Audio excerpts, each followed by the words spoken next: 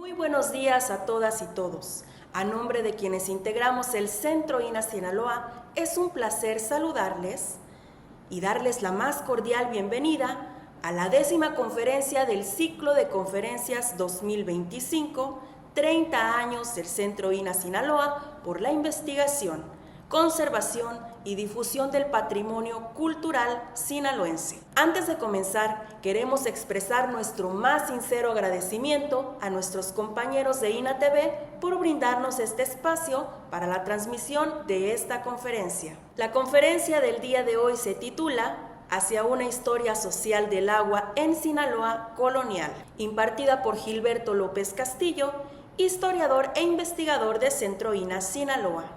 A continuación me permito compartir una breve semblanza de nuestro conferencista. Profesor e investigador en el Instituto Nacional de Antropología e Historia, Centro INA Sinaloa, 2004. Es licenciado en Historia por la Facultad de Historia de la Universidad Autónoma de Sinaloa, 1994. Maestro en Historia por el Colegio de Michoacán, AC, 2002. Y doctor en Ciencias Sociales por la Universidad de Guadalajara en 2006. Entre 2010 y 2011 realizó una estancia de investigación postdoctoral en el Instituto Universitario Europeo en Florencia. Sus áreas de especialización: Historia de la Compañía de Jesús e Historia de las Misiones Jesuitas, Etnohistoria, Historia de las Instituciones Coloniales, sobre las que ha publicado en revistas y libros de carácter especializado. Entre sus obras principales se encuentran El poblamiento en tierra de indios caítas, publicado por Siglo XXI Editores, El Colegio de Sinaloa, 2010. Etnohistoria del ámbito posmisional en México, de las reformas borbónicas a la Revolución, publicado por el Instituto Nacional de Antropología e Historia, 2013, Misioneros jesuitas y franciscanos en las fronteras de la Nueva España, publicado por Siglo XXI Editores, El Colegio de Jalisco, 2020, La presencia de jesuitas italianos en Iberoamérica colonial, publicado por la Universidad Nacional de Córdoba, 2023. Es miembro del Sistema Nacional de Investigadoras e Investigadores, nivel 1, así como del Sistema Estatal de Investigadores y Tecnólogos de Sinaloa. Sin más preámbulos, cedemos la palabra al conferencista del día de hoy. Muchas gracias, es un gusto estar de nueva cuenta participando en las conferencias del Centro INA Sinaloa y particularmente en esta ocasión porque se trata del ciclo de conferencias sobre los 30 años de este centro de trabajo del Instituto Nacional de Antropología e Historia, y como ustedes pueden ver, la conferencia se llama Hacia una historia social del agua en Sinaloa. En esta ocasión se busca ofrecer un primer esbozo del tipo de temas que me he propuesto abordar y que tienen que ver con la historia social del agua en Sinaloa durante la época colonial, periodo que cubre desde la época de la conquista en las provincias de Chametla y Culiacán en 1531 hasta 1821, en que acontece la independencia de México.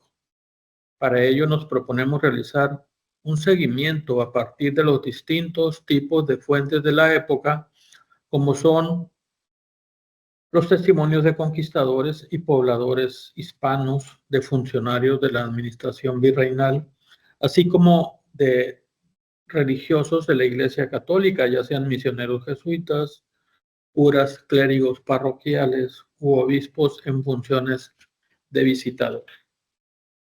Hablar de Sinaloa colonial para una conferencia de este tipo es un permiso para una claridad expositiva desde el presente, ya que no existía un Sinaloa colonial, o no al menos como hoy lo conocemos. Es decir, en su momento de mayor extensión, Sinaloa era una provincia establecida por los españoles que cubría desde el río Ébora o Mocorito hasta el río Yaqui, mientras que las otras dos provincias que corresponden con el Sinaloa actual eran las de Chiametla y Culiacán. que dependiendo de los momentos históricos, se formaron como las alcaldías de Copala, Maloya, El Rosario y Culiacán, conjunto al cual Sergio Ortega denominó como la subregión sur del noroeste de México. También debo decir que esta investigación contribuye en el marco de las acciones prioritarias del INAH 2025 para desplegar políticas de investigación y generar conocimiento en materia arqueológica, antropológica e histórica desde una perspectiva integral y multidisciplinaria, a la vez que busca contribuir a identificar los orígenes de uno de los problemas de mayor actualidad en Sinaloa, como es la crisis hídrica.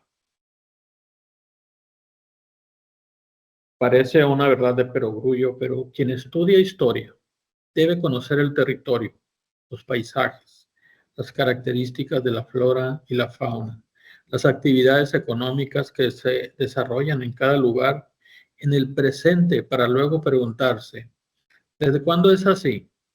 ¿Por qué en algunos lugares se puede sembrar caña, trigo o maíz, mientras que en otros no? Y también sobre el desarrollo de la ganadería, de la recolección y la pesca.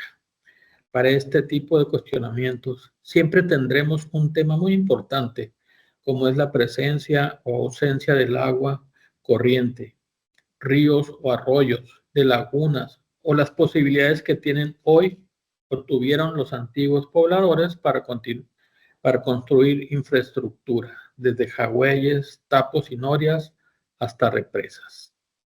La imagen esta es ilustrativa, es un tapo distinto, es un tapo para contener los peces, del cual hablaremos más adelante.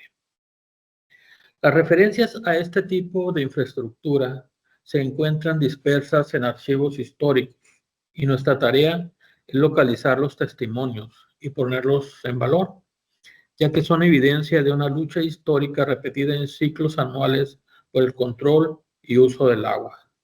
También tenemos las referencias contrarias, es decir, las que abordan el problema de las inundaciones que con ciclones y huracanes hacían que se cubriesen grandes planicies, lo que finalmente beneficiaba los ciclos agrícolas. Sin embargo, no podremos hablar de todos estos aspectos en esta conferencia y de hecho, se trata de los primeros avances de un proyecto que ha iniciado este mismo año.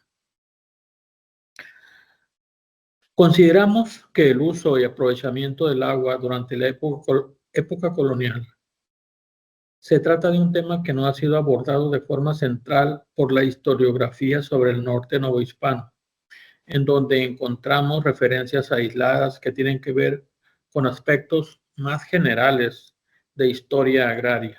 A pesar de ello, el tema ha sido considerado con más puntualidad al referir a la problemática de la antigua California, donde el agua fue un tema nodal y crítico, y también porque algunas huellas de infraestructura han permanecido, como es el caso emblemático de la misión jesuita de San Javier, con su presa y sistema de acequias en torno al templo, que es, creo yo, la infraestructura hidráulica más notable que aún se conserva en todo el noroeste de lo que fue la Nueva España. Lo cierto es que los misioneros de la Compañía de Jesús desarrollaron los mecanismos de irrigación y sus propios registros nos hablan de los trabajos que realizaron en campos misionales como los de Parras, Sinaloa y Sonora. Algunos de los primeros testimonios de construcción de acequias en el noroeste novohispano provienen de este tipo de fuentes, en este caso del epistolario del general de los jesuitas en Roma, donde se adjudica al padre Hernando de Villafañe una obra de magnitud notable para irrigar las tierras del Colegio de Sinaloa. Estamos hablando del primer cuarto del siglo XVII. En otro tipo de fuentes, como la Carta Annua de 1625, se puntualiza que gracias a la nueva acequia se habilitaron tierras de pan llevar para el cultivo de trigo y maíz. Esta acequia no sobrevive, no podemos tener idea exacta de cómo fue. Gracias a este tipo de estrategias el Colegio de Sinaloa garantizó su éxito económico, que además del cultivo de granos, se reflejó en el desarrollo de la ganadería. A lo largo del siglo XVII, referencias jesuíticas buscan engrandecer la obra de la orden religiosa mediante la difusión de sus trabajos en este campo.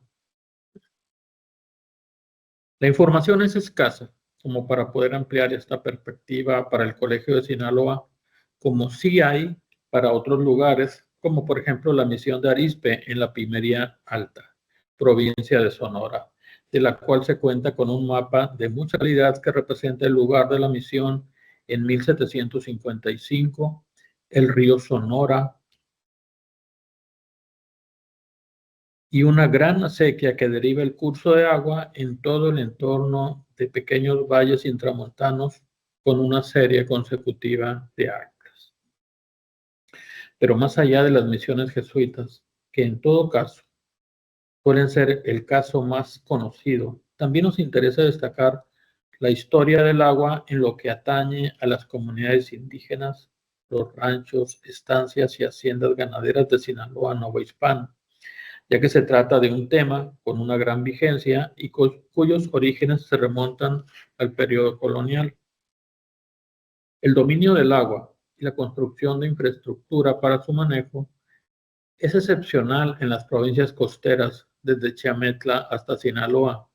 En general, los antiguos pueblos de indios no necesitaron construir canales ni otro tipo de obras, porque dispusieron de las mejores tierras, las colindantes a los ríos, que eran propiamente llanuras de inundación, donde podían obtener hasta 2 cosechas al año.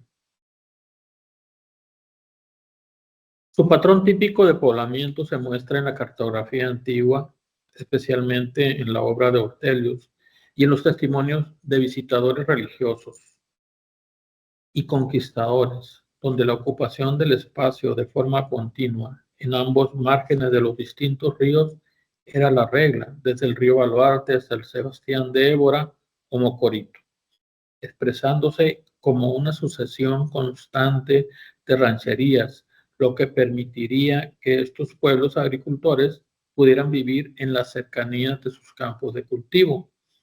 Los ríos más norteños donde misionó la Compañía de Jesús los caracteriza Andrés Pérez de Rivas, desde el Sebastián de Évora, incluyendo el Petatlán, el río Coroni, el río Grande de Suaque, el Mayo y el Yaqui. Vamos a aprovechar las palabras del misionero Pérez de Rivas para darnos una idea de lo que representaba el río Suaque para los pueblos originarios. Él escribió su testimonio aproximadamente en 1645. Toma el nombre el río Fuerte, el río Suaque, perdón, es como se le llama en la época. Toma el nombre de las naciones que lo pueblan, y como ellas son varias, varía también su nombre, llamándolas unas veces río de Sinaloa por la nación poblada en él, llamada de propio nombre Sinaloa, de la cual tomó el nombre toda la provincia. Por la misma razón le llaman río de Tehueco, por estar poblados en sus riberas los tehuecos. Otra vez es río de Suaque, por la misma razón. Pero todos estos nombres significan un mismo río. Es caudaloso y mayor en sus avenidas que el Guadalquivir. Goza la provincia de Sinaloa de este río en espacio de 30 leguas a lo largo, por las cuales corre desde las faldas de la sierra hasta entrar en la mar. Fertiliza a trechos muy hermosos valles con sus crecientes y avenidas que suelen ser 2 veces al año, el uno a tiempo de aguas y el otro a meses de invierno. En estos suele caer un agua menuda que dura 2 y 3 días consecutivos. Y con ella desatándose y derritiéndose algunas nieves con sus montes, toman tan grande pujanza de aguas que por algunas llanadas extiende su madre 2 y 3 leguas y deja regados los campos, como se dice del Nilo en Egipto. Así la perspectiva del religioso, impresionado por el gran poder del río Suaque, que poco a poco fue adquiriendo el nombre de Río Fuerte por el establecimiento defensivo construido en la primera década del siglo XVII, llamado Fuerte de Montes Claros. Su punto de vista no es exageración. En efecto, el río es el de mayor fuerza en todo el noroeste, ya que recoge las aguas que desde la Sierra Tarahumara bajan por el arroyo de Chinipas y cruza el territorio de la provincia de Sinaloa desde las misiones de Cholx, Toro, Vaca y Baimena hasta la de San Miguel y Ahome en la desembocadura.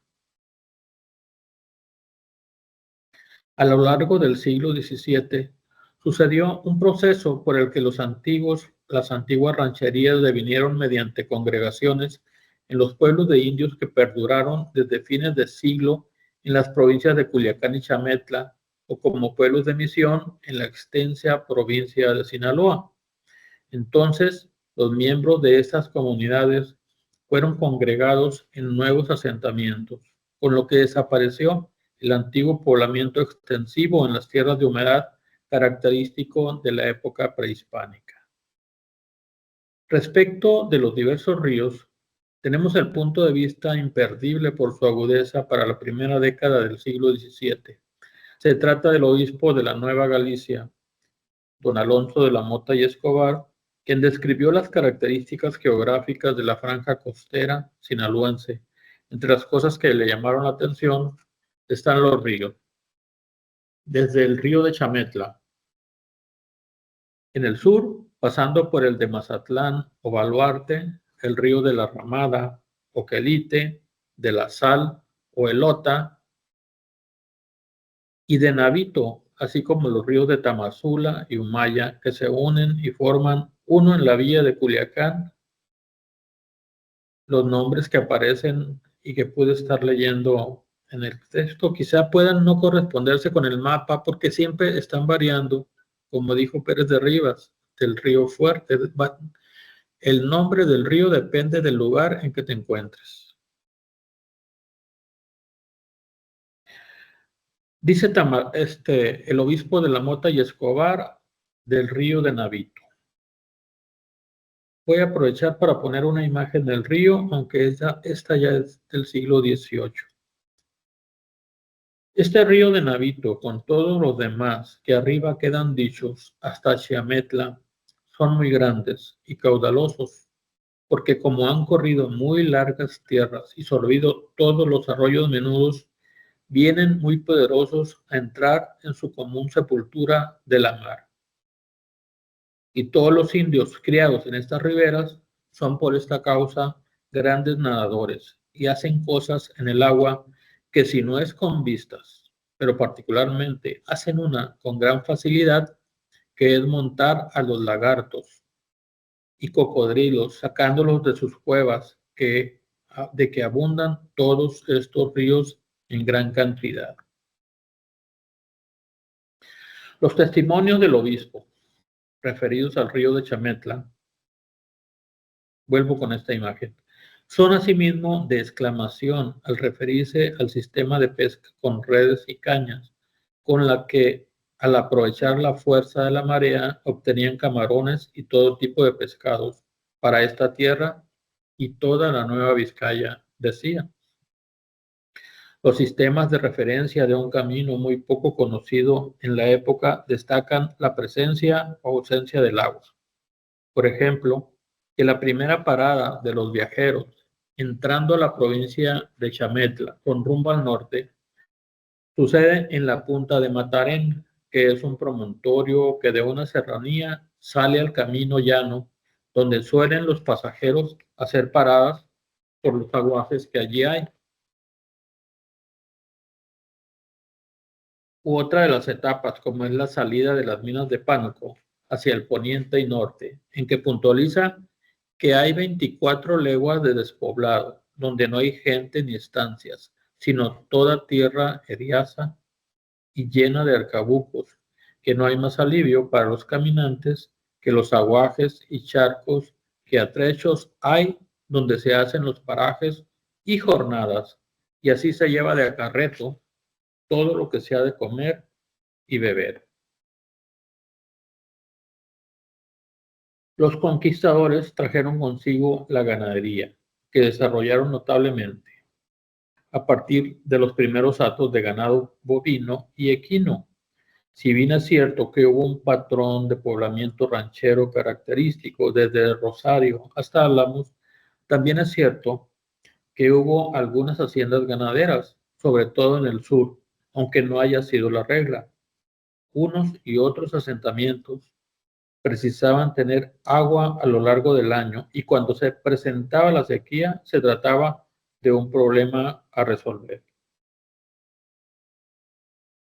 En lugares específicos de la franja costera, como fueron el Palmito de Verde y Lucenilla, se construyeron tanques para acumular el agua de la lluvia, así como los llamados Hawaies. En épocas de estiaje, el agua se podía terminar o en su defecto contaminar y entonces sucedían las epizootias o mortandades del ganado. Mientras más tardías fueran las lluvias, más grande era la posibilidad de que el ganado muriera y no son extrañas las menciones de vacas muertas por los caminos por falta de agua. Pero ¿cuál era la infraestructura registrada en los documentos históricos y particularmente en las composiciones de tierras? El aprovechamiento del agua fue una de las mayores preocupaciones de los propietarios de ranchos, ya que en su mayoría no tuvieron acceso a las tierras ribereñas. Algunos de los medios de que se valían para mantener el agua durante la temporada de secas era mediante represas de cal y canto, infraestructura que con la debida atención de los dueños permitía conservar el agua durante todo el año. De acuerdo a la Real Academia Española, calicanto refiere a una mezcla de piedras y argamasa para construir muros y que se utilizaba en épocas antiguas para la construcción de paredes, en este caso para la contención y represo del agua. También era utilizada en obras menores como las mojoneras, que por reales disposiciones eran cruces que funcionaban de linderos. La imagen que tenemos en este momento refiere a la represa de Copaco, una represa de calicanto que sobrevive en nuestros días y que es capaz de guardar agua incluso en los momentos críticos del estiaje en sequía. Nosotros hemos buscado este tipo de infraestructura, sin embargo, es una parte de la investigación que sigue su curso y especialmente sobre esta imagen de Copaco, porque no hemos logrado enlazar la antigüedad de esta represa con la época colonial. Así que por lo menos está garantizado que es del siglo XIX. Sin embargo, lo que nos llama la atención y lo que se puede ver es el tipo de construcción de cal y canto, y por eso la hemos rescatado. Tenemos ejemplos muy puntuales que sí refieren a la época colonial. El caso del Palmar, rancho localizado en las cercanías del pueblo de Tepuche, al norte de Culiacán. Se trata de un establecimiento que tuvo diversos propietarios en el siglo XVIII, pero que se caracterizó por su acceso al agua del río Humaya y porque en sus tierras se cultivaba caña dulce de Castilla. Las referencias nos hablan de la existencia de cultivos irrigados desde fines del siglo XVII, en que se obtuvo el primer título de esta propiedad, mientras que las noticias de una represa de cal y canto son ya del siglo XVIII y aparecen más bien como un recuerdo de lo que fue, al argumentarse que una creciente del río la tumbó en 1738, ocasión en que asimismo la corriente de agua acabó con lo mejor de aquellas tierras, lo cual es un fenómeno característico de estas tierras ribereñas. Otro caso que nos ofrece información sobre la construcción de represas lo tenemos en el rancho de San Nicolás, propiedad de los hermanos Miguel, Pedro, Rosa Ramona y Guadalupe Saiz Merino, en la zona serrana limítrofe de Badiraguato y San Benito.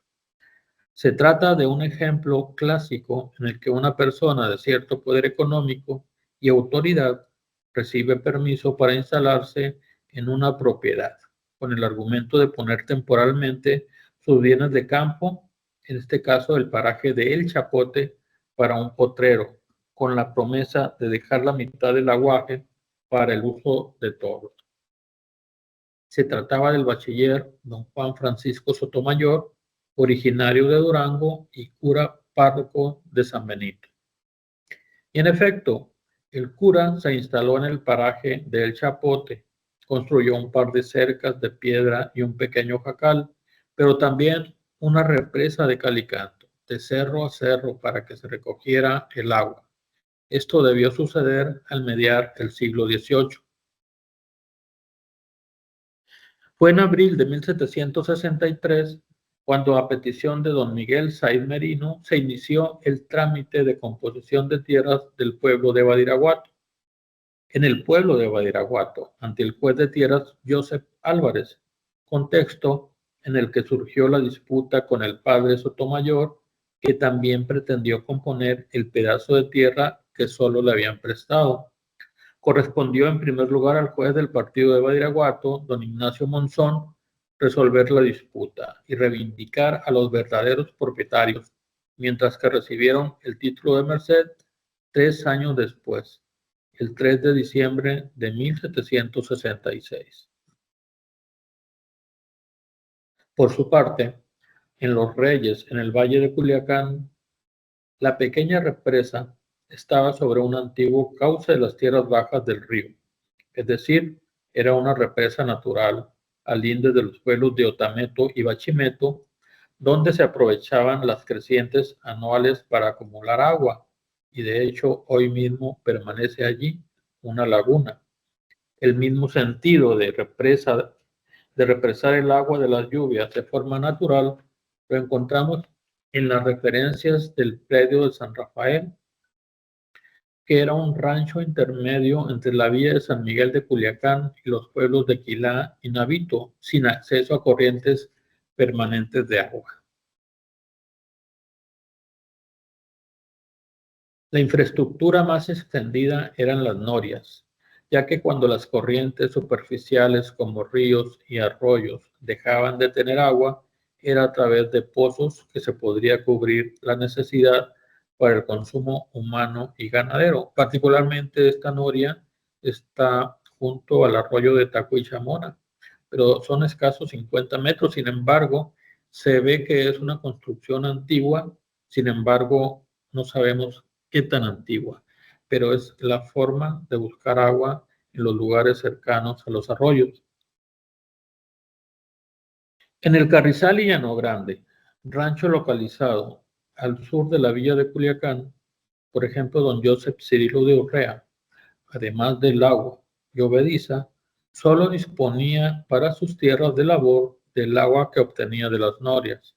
O don Francisco Javier de Urrea, quien, al pretender merced de las tierras de Limontita, lejos de obtener la oposición de sus vecinos, los naturales de Tacuichamona y Abuya, estos se mostraron contentos, ya que, según expresaron, dicho señor, arrimado de sus facultades, beneficiará con algunas norias dicho terruño pretendido, por ser el tránsito de sus pescas en las marismas de Ceuta e Isla de las Guayabas, que no ejecutan anualmente por la imposibilidad de tan dilatado curso al agua, en cuyo sentido no solamente protestaron la no oposición, sino antes ofrecieron de mancomún todos ayudar y amparar el pueblo que esta parte solicita por el bien que en ello reciben.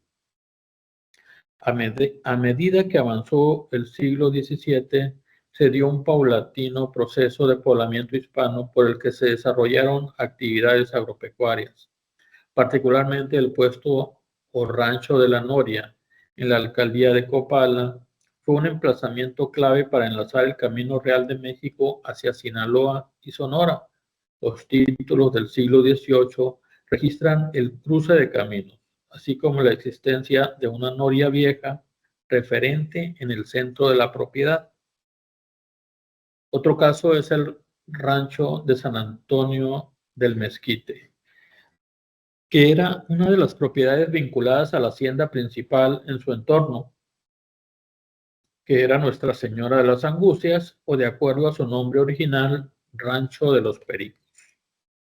Se trataba de una situación muy difícil en pleno estiaje, a principios de junio de 1798, donde el panorama nos muestra varias vacas muertas en la cercanía de una noria muy escasa de agua, lo que nos hace suponer que esta situación debió ser muy similar a la que privaba en otros ranchos del entorno, quedando registrado asimismo el hecho de que, si bien su mayor defecto era la sequedad, lo suplía el tiempo de las aguas. Otro tipo de construcciones fueron los jagüeyes, que servían también para este propósito. Nuestra primera referencia proviene de fuentes jesuíticas, particularmente a la misión de Guasave en el contexto de la construcción de los primeros templos por el padre Hernando de Villafañe, debido a la necesidad de grandes cantidades de agua para la construcción de adobes de tierra.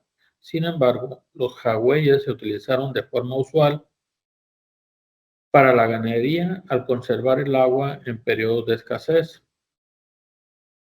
Hemos documentado a fines del siglo XVIII su existencia en el rancho de Altata, en donde don Elías Verdugo abrió uno a pelo de tierra, del cual sacó agua salada, que si bien no servía para consumo humano, sí para la cría de ganado, aunque no en abundancia. Un caso poco convencional en parámetros sinaloenses es el de la laguna de Batamanea, en las inmediaciones de los pueblos de Alicama, Capirato y Jacobito, que se localizaba en el cráter de un pequeño volcán y que lograba mantener el agua de lluvia durante la mayor parte del año. Actualmente se siguen aprovechando estas condiciones benignas para la actividad agropecuaria y permanece poblado un pequeño rancho. Junto con la calidad de la tierra, la presencia de agua era la otra variable de mayor importancia. De ahí que fuera un elemento en conflicto entre los propietarios. El valor de las propiedades, de hecho, tenía una relación directa con la presencia o no de agua en ellas, ya que su presencia podría triplicar y hasta sextuplicar el valor que las autoridades tasaban las tierras. Los conflictos por el uso del agua surgieron en distintos momentos entre los propietarios. Cuando ello se expresaba en el proceso de las medidas para la regularización de la propiedad de la tierra, los jueces se encargaban de citar a los interesados para llegar a un acuerdo, el cual quedaba registrado como parte del proceso. Para el caso del rancho de San Joseph del Agua Escondida o Las Tapias, se realizaron medidas desde 1716 a nombre de don Juan de Mendoza, sin lograr obtener el título de composición.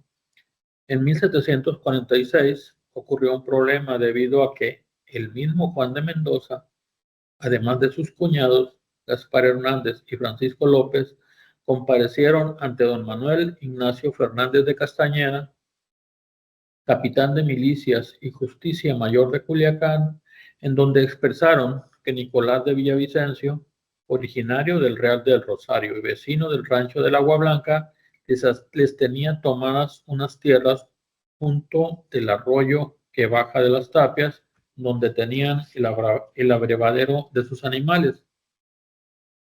Al surgir el problema y realizar las medidas, el juez de tierras, don García Miguel Ordóñez y Bedoya, dejó expresado el modo en que habían de proceder para el común acuerdo: que a orillas del dicho arroyo, del sauce, ni del referido ojo de agua, ninguna parte pueda poblar, ni poner casa ni corrales, por el prejuicio que se puede seguir al dicho Nicolás de Villavicencio y a sus herederos, sino que lo han de gozar y pastear con sus ganados por común entre el dicho don Nicolás y los referidos herederos del sitio de las tapias, como hasta aquí lo han gozado, y el que lo intentare hacer o poblar, de más de no ser oído, en juicio pierde el derecho que tiene a dicho aguaje y lo halla para sí la parte obediente.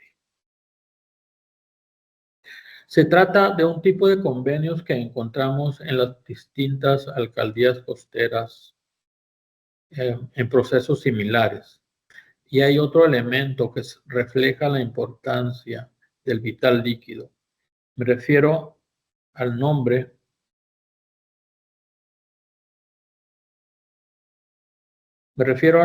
con que se designaron los ranchos y estancias ganaderas que en el caso que acabo de comentar refieren a la importancia inmanente del agua como punto referente.